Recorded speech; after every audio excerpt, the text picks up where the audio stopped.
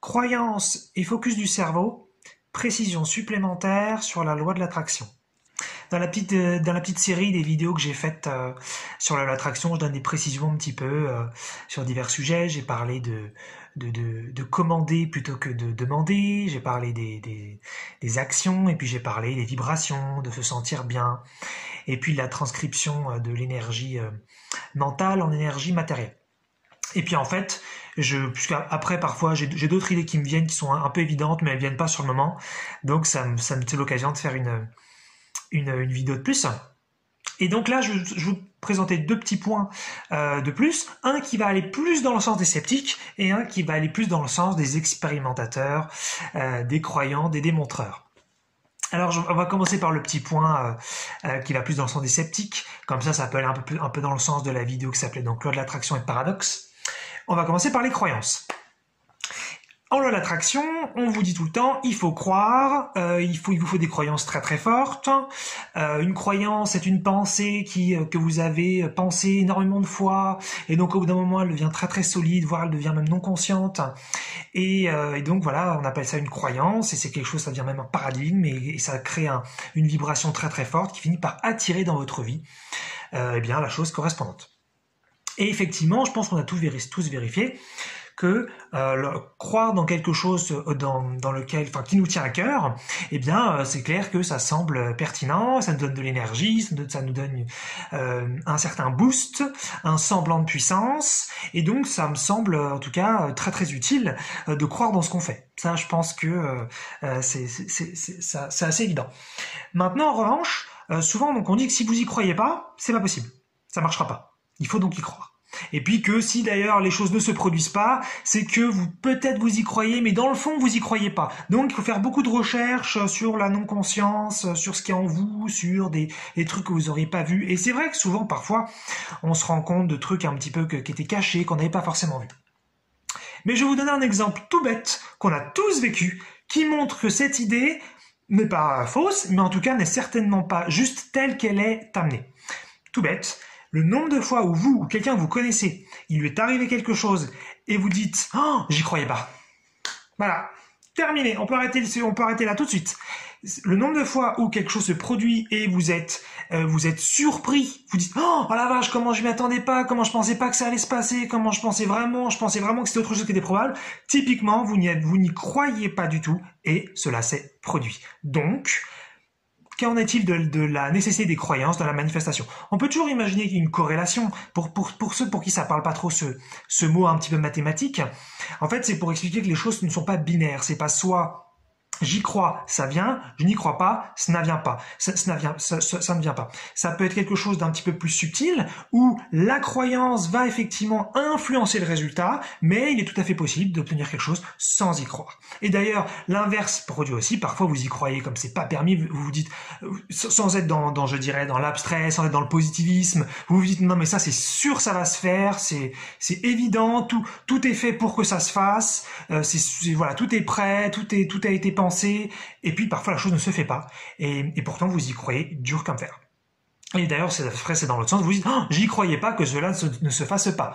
Donc, vous avez aussi des moments où vous y croyez très fortement, vous avez une énorme probabilité ressentie que cela se produise, et cela ne se produit pas.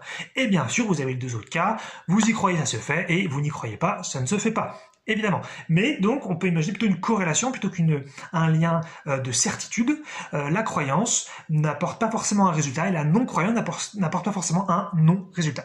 D'accord? Donc, attention à ça dans les enseignements. Souvent, on est beaucoup sur la croyance, mais ils sont beaucoup plus subtils que ça. Tant qu'on peut pas faire une exploration de conscience, tant qu'on peut pas analyser en profondeur de toute façon ce qui se passe sur de l'énergie mentale, à quel moment elle est transcrite vraiment en énergie matérielle, et qu'on peut pas aller vraiment voir les croyances qu'on a en interne et qu'on peut pas vraiment voir le lien direct, comme je l'ai dit, donc entre une pensée et ensuite la transcription matérielle, on ne saura pas exactement de toute façon quelle est la vraie corrélation d'une croyance avec la manifestation. C'est toujours intéressant, mais attention, essayez de vous référencer toujours à ce que vous vivez, parce que là je vous ai donné finalement des choses qu'a priori vous avez vécues. C'est tout bête, tout simple, et ça vient contredire un petit peu un certain enseignement sur la loi d'attraction, puisqu'encore une fois, il faut toujours apporter de la nuance, c'est ni oui ni non.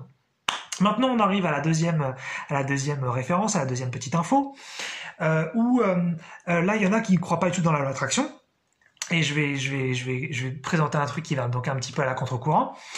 C'est par exemple, il y en a qui disent, et en fait, il y a que ils critiquent un peu ceux qui croient dans l'attraction et ils disent oui mais vous pensez que les choses viennent à vous alors qu'en fait c'est parce que vous avez activé une partie de votre cerveau de focalisation et donc vous allez chercher l'information de beaucoup plus facilement, beaucoup plus efficacement. Et d'ailleurs il est vrai que je sais plus comment ça s'appelle mais il y a une partie du cerveau qui a un nom, je sais plus c'est RAS, quelque chose comme ça, peu importe le nom, mais il y a une petite partie qui est faite pour ça, c'est-à-dire si vous vous intéressez par exemple aux voitures bleues, eh bien vous allez commencer peut-être à avoir des voitures bleues partout parce que votre cerveau il se met à cibler une information demandée. Donc de ce point de vue-là, soit on se dit que c'est la loi de l'attraction d'un point de vue scientifique, d'un point de vue biologique, et là on donne une explication, soit simplement on dit que c'est pas la loi de l'attraction, c'est un fonctionnement donc du cerveau, tout ça. Et c'est vrai que on a tous vécu ça, ou parfois, pour garder l'exemple des voitures, il y a quelqu'un qu'on connaît qui a une nouvelle voiture d'une certaine marque, et ensuite on voit c'est le même type de voiture un peu partout, alors qu'on les voyait pas avant. Pourtant elles existaient. Donc on se dit ah peut-être qu'effectivement ça ce serait pas forcément de la loi d'attraction, encore une fois une version scientifique, une version biologique, mais voilà simplement le cerveau qui s'active et qui nous donne l'information, qui nous conscientise l'information, puisque pour ceux qui ne le savent pas, dans toute l'information perçue, il y a seulement, je crois, 1 sur 1 million ou 1 sur 2 millions, en tout cas une partie toute petite qui est vraiment montée en conscience, en tout cas avec le niveau de conscience des humains d'aujourd'hui. Ce qui veut dire qu'on a énormément d'informations qui est perçue, qui n'est pas conscientisée. Donc on pourrait imaginer dans cet exemple-là qu'effectivement ces marques de voitures étaient constamment dans notre perception, mais maintenant qu'on s'y intéresse, on décide de le conscientiser. Donc jusque-là, ça donnerait raison à ceux qui pensent que la loi d'attraction c'est des bêtises et qui donnent cet argument-là pour dire que ça n'existe pas. Mais, il y a un exemple très très précis que je vais vous donner là-dessus, et a priori vous l'avez vécu, en revanche vous ne l'avez pas forcément conscientisé parce que c'est un petit peu subtil, donc il faut s'y intéresser, il faut être très très observateur de soi-même et de son expérience, peut-être que c'est votre cas, à vous de voir. Et bien justement sur l'exemple des voitures, il m'est arrivé pas mal de fois, par exemple, je suis dans mon logement et je suis en étage. C'est pas très très important pour ce que je veux dire, mais ce que je veux dire par là, c'est que depuis la fenêtre, je peux voir la route, et donc je peux voir des voitures passer. Ok.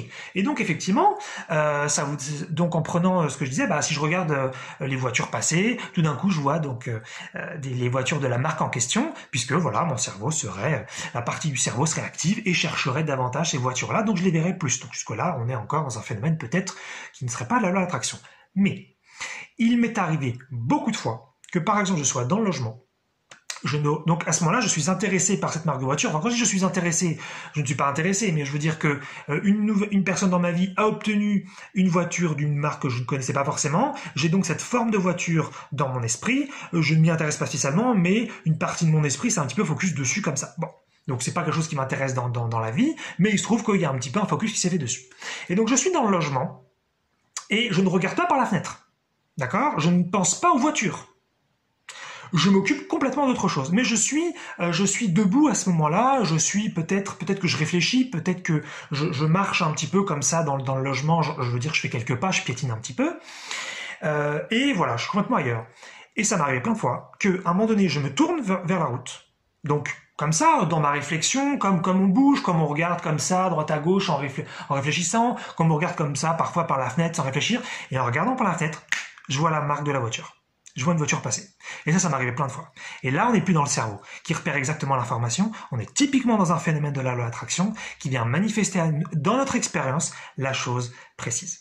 Et ça m'est arrivé vraiment plein de fois. Et j'entends, je tourne la tête, mes yeux vont instantanément, je dirais, sur la route, sur une partie de la route, du trottoir, peu importe, et il y a une voiture pile à cet endroit. Je dis pas que je regarde par la route à ce moment-là et que je balaye avec mon regard un peu partout et qu'après quelques secondes, je verrai la voiture. Non, c'est instantané. Ça veut dire que c'est comme si j'avais été attiré par la voiture sans m'en rendre compte à ce moment-là. Et ça m'arrive beaucoup de fois. Là, je vous donne l'exemple des voitures, ça m'arrive bien sûr sur plein d'autres sujets. Et ça, c'est typiquement une vérification de la loi de l'attraction. Certes, on n'est pas encore à ça, encore une fois, de maîtrise, de contrôle, mais très clairement, je n'étais pas sur le sujet et l'information, elle arrive instantanément, enfin une information visuelle, Elle arrive instantanément, donc à mes yeux, à mon cerveau, à mon centre vibratoire sur le sujet, alors que je m'en fichais complètement. C'était juste que c'était quelque chose qui était actif depuis peut-être plusieurs jours ou plusieurs semaines. Et il se trouve que ces marques de voitures m'intéressaient non consciemment. Et donc, là, vraiment, clairement, on n'est pas sur une recherche, on n'est pas sur quelque chose d'actif de ma part, je suis pas en train de me balader je me fais une promenade dans la rue, sur le trottoir, et mettons sur 30 minutes de promenade, effectivement, j'ai regardé pas mal de voitures passer, et donc j'ai pu croiser 2, 3, peut-être 4 voitures de la marque en question, et là, effectivement, on pourrait penser que c'est un focus du cerveau. Non, là, on est sur un phénomène non physique qui n'est encore pas expliqué scientifiquement, où là je me retourne sans raison, sans avoir envie de regarder dehors, je ressens de retourner, plein de fois je me disais, putain mais c'est trop bizarre pour que d'avoir eu envie de se retourner à ce moment-là, et il y a la voiture qui apparaît tout de suite. Donc, phénomène de la loi d'attraction. Voilà, donc 2 petites précisions en plus sur la loi d'attraction, une qui vous permet de nuancer un petit peu tous les enseignements qui sont sur les croyances. Faites attention, référencez toujours à ce que vous vivez, à ce que vous expérimentez vous-même. C'est toujours de vérifier, de démontrer ce qui est dans les enseignements. Et puis sur ce phénomène, donc cette partie du cerveau qui serait focus et qui viendrait expliquer que l'information vient à nous parce que simplement nous la cherchons. Il est clair que parfois c'est le cas, et parfois c'est simplement l'univers, le non-physique qui nous envoie de l'information très précise juste pour nous.